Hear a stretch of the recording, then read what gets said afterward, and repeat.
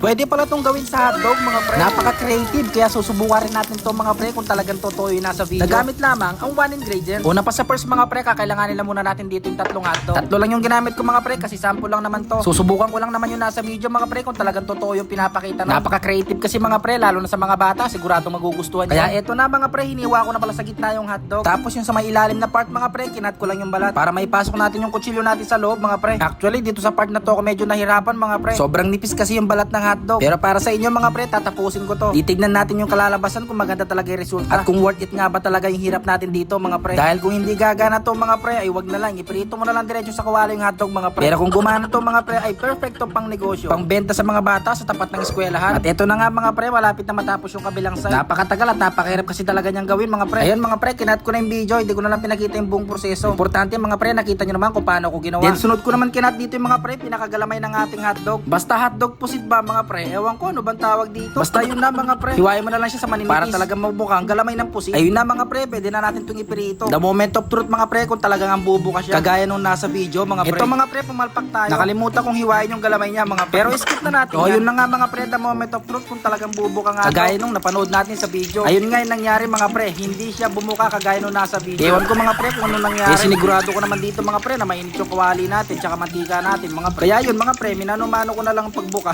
Okay, the moment of truth, ayun nangyari. Ba't parang malayo sa video? Pero kuha naman. Yun o. Yung isa, tingnan nyo. Magmukhang nakalimutan kong tabasin dito.